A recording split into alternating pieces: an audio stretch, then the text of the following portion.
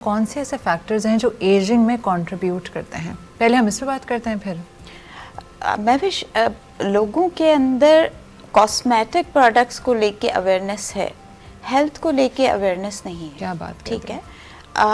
अगर मैं ये कहूँ कि एक 25 साल की बच्ची या बच्चे को शुगर खाना बंद कर देना चाहिए या वाइट पॉइज़न लेना बंद करना चाहिए, ठीक है, तो वो बहुत डिफ़िकल्ट हो जाएगा उन लोगों के लिए इस बात को समझना इसलिए भी नहीं क्योंकि एक तो हमारे टेस्ट बड्स ऑलरेडी जो है वो डेवलप हुए हुए होते हैं कि जी हमें खाने के बाद मीठा भी खाना है, हमें आइसक्रीम भी खानी है, तो हमें हलवे भी खाने हैं, तो मिठाइयाँ भी खानी चाहिए, चाय भी मीठी चाहिए, ठीक है। बट एक सर्टेन एज के बाद आपकी बॉडी का ग्लाइकेशन जो रेट होता है वो इंक्रीज़ होना।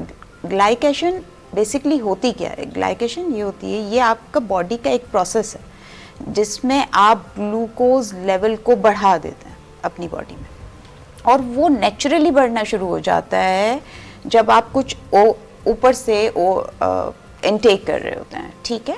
उससे बचने के लिए आपको ये सारी चीज़ें कट ऑफ करनी पड़ती हैं जिससे आपकी एज रिवर्स होना शुरू हो जाती है। यानी कि अगर आप शक्कर छोड़ दें, अगर मैदा छोड़ दें, मीठी कोई भी चीज़, मीठी सब्जियां छोड़ दें, ठीक है। हाँ, जैसे तूरी हो गई, लौकी हो गया, ये सब कुदरती मीठा होता है। हाँ, मतलब लिमिटेड वे में आप सब कुछ खा सकते हैं, बट शुगर को जो है वो कंट्रोल करना बहुत ज़्यादा इम्पोर्टेंट है। आप मीठा ना खाएं, आप देखिए आपकी रिवर्स हो जाएंगी सारी चीज़ें। जी बिल्कुल। और आपका फ़ोन बज रहा है, चलें इनको कभी कहते हैं मैंने भी थोड़ी देर पहले इनसे कहा आपका फ़ोन जो है वो साइलेंट है, कहा जी बिल्कुल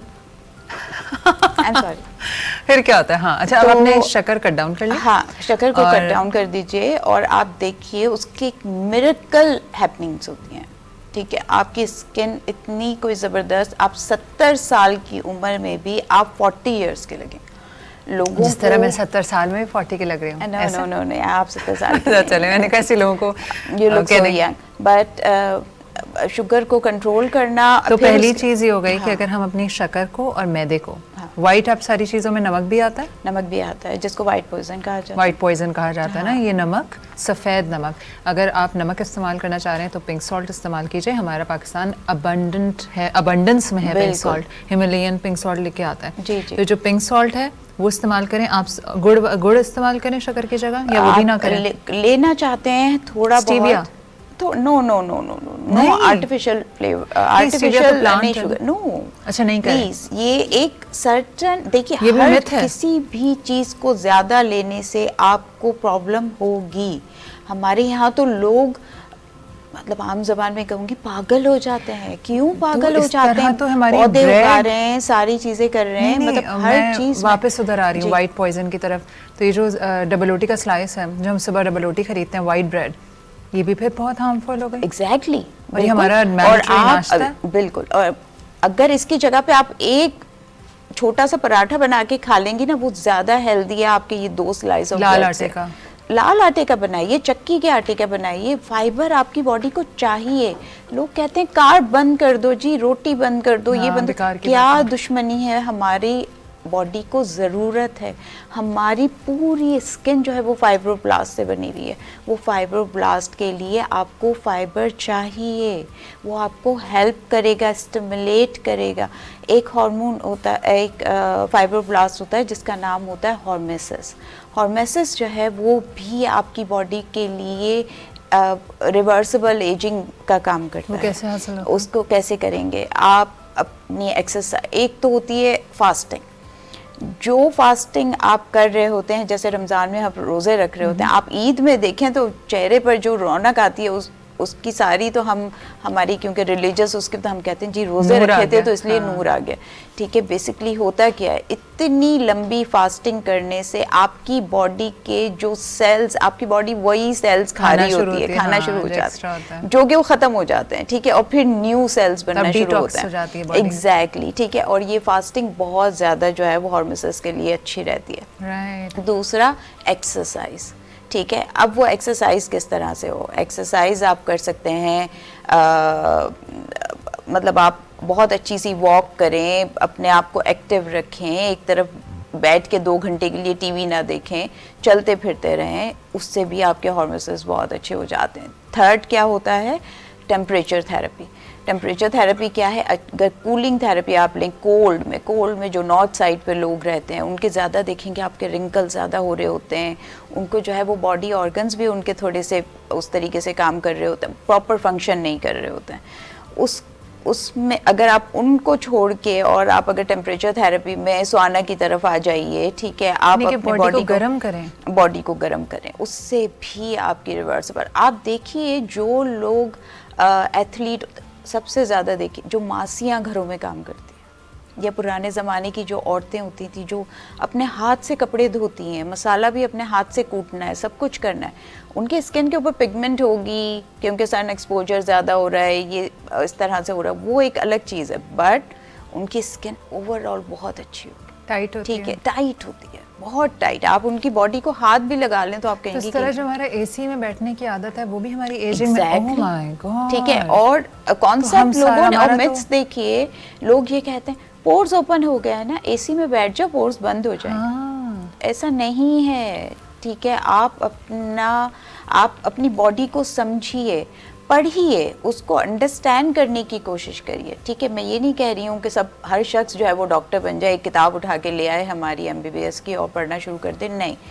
बट आजकल इतना ज़्यादा आप एक्सप्लोर कर सकते हैं कि आप सिर्फ स्क्रॉलिंग कर रहे होते हैं, आपको गूगल पे हर चीज़ मिल जाती है। तो अभी तक जो आपने कहा कि हमारी एजिंग में हमारा सबसे ज़्यादा कंट्रीब्यूट करता है सारा वाइट पॉइजन, जो कि शक्कर है, नमक है, मैदा है, वो और हमारी हर चीज़ उसी से बनी हुई है। दूसरी बात आपने कही कि एक्सरसाइज करें और फास्टिंग करें। अच्छा, इसमें इंटरमिटेंट फास्टिंग भी है? डिपेंड करता है, हम रमज़ान में तो जो है वो हमारा 12 घंटे 14 घंटे 15 घंटे की, तो वैसे ही फास्ट कर लिया करें, सुन्नत भी हो जाएगी, फास्टिंग करने से बहुत अच्छा रहता है, ठीक है, ठीक है। और तीसरी आपने कहा कि बहुत ज़्यादा एसी में रहने से बचें, कोशिश करें कि गर्म बॉडी को, ठंड में जो है वो ठीक नहीं है, आप इतना ज़्यादा दैट एजेस योर बॉडी, फिर अंदर के ऑर्गन्स भी खराब होता है, सब कुछ खराब हो जाता है।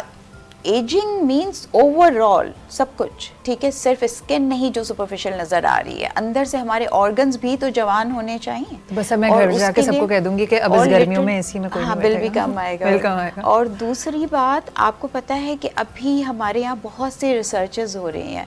अभी इंग्लैंड में एक डॉक्टर हैं, उन्होंने बहुत अच्छी रिसर्च की है जिसमें वो अभी तो माइस के ऊपर वो अपने प्रैक्टिकल्स कर रहे हैं कि उनकी आंखें जो है वो एक 20 साल के बच्चे की तरह कैसे काम कर सकती हैं, एक बूढ़े की, मतलब इस तरह से वो रिवर्स। मैं देख रही थी इंस्टाग्राम पे कि एक औरत किसी का इंटरव्यू कर रही थी और वो कह रही थी कि वो आदमी बड़ी उम्र का आदमी बैठा था, वो कहती है आप अपनी एज रिवर्सल पे काम कर रहे हैं, तो उन्होंने कहा अभी तक मैं 20 ईयर्स पीछे ला चुका हूँ, and I am aiming for 20-year-old man and he was probably 65।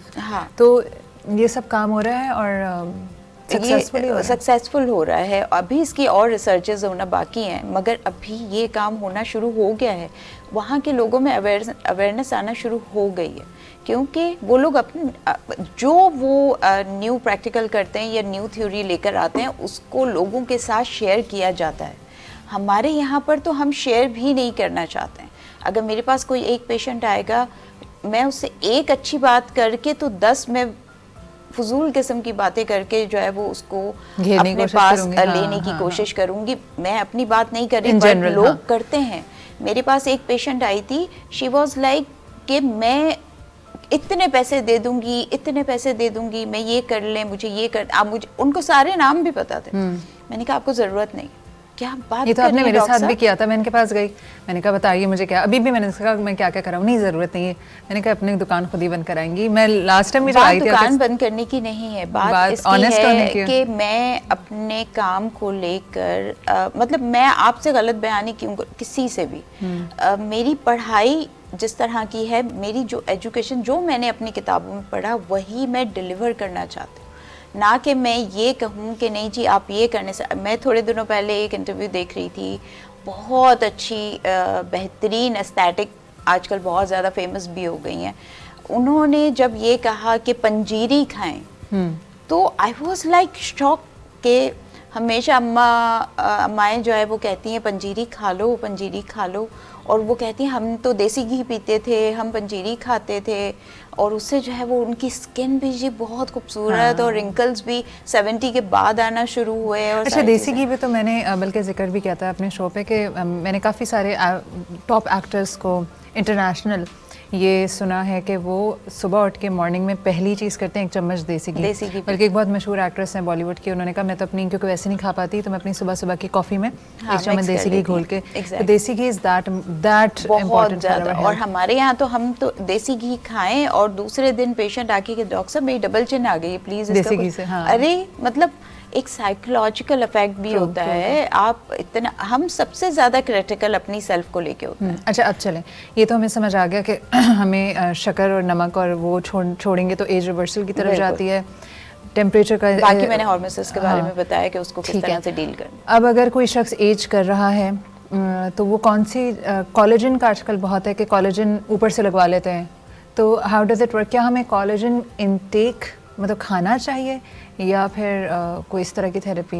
Collagen हमारी स्किन की डीप लेयर में मौजूद है, ठीक है। हॉर्मेसिस ही होते हैं या फाइब्रोब्लास्ट होते हैं जो कि इलास्टिन को, कोलेजन को बूस्ट करते हैं। तो आप अपने फाइब्रोब्लास्ट को हेल्दी बनाइए, जो आपके ऊपर की स्किन के अंदर रहते हैं वो सेल्स, उनको करने के लिए आप जो खाएंगे वही उसको वो नजर आएगा और वही उसको स्ट्रॉन्ग करेगा। जैसे हॉर्मेसिस आपके सेल्स को स्ट्रॉन्ग करता है, ठीक है। उसको स्ट्रॉन्ग करने के लिए मैंने हॉर्मोन्स के आपके 3 बता दिए कि ये 3 चीज़ें हैं, ये 3 स्टेप है। अगर हम ये करते हैं तो बहुत अच्छा है। दोबारा रिमाइंड करा दें। एक हमने फास्टिंग की थी, एक हमने एक्सरसाइज की थी, और एक हमने टेम्परेचर थेरेपी, ठीक है। और ग्लाइकोरेशन को हम अगर ख्याल रखें, ठीक है, तो उससे भी हमारी एज रिवर्स हो सकती है। बाकी आप अच्छा कोलेजन देखिए, अगर मैं ये कहूँ कि चिया सीड्स जो है वो ले, चिया सीड्स को एक टैग लगा दिया गया है कि ये सिर्फ वेट लूज के लिए, वो कोलेजन भी है, वो प्योर ग्लूटाथियोन है, वो प्योर कोलेजन है। आप ले लीजिए, क्या करें वो आप पी लें, उसको तो 15 मिनट में वो डिजॉल्व हो जाता है वाटर में, ठीक है। वो आप पिए, आप देखिए थोड़े अरसे में। कोलेजन सप्लीमेंट भी आप ले सकती हैं, मल्टीविटामिन्स लीजिए, कैल्शियम्स लीजिए, ओमेगा फैटी एसिड लीजिए। अगर मैं ये कहूँ कि रोज़ाना मछली खा लीजिए, जो मछली के इलाकों में रहते हैं जहाँ पर ये फिशरीज़ के एरियाज़ हैं, इतना ड्राई वेदर होता है वहाँ पर क्योंकि समंदर के पास रहते हैं, मगर उनकी स्किन आप देखिए क्यों, क्योंकि वो सिर्फ मछली खा रहे हैं, सी फूड खा रहे हैं।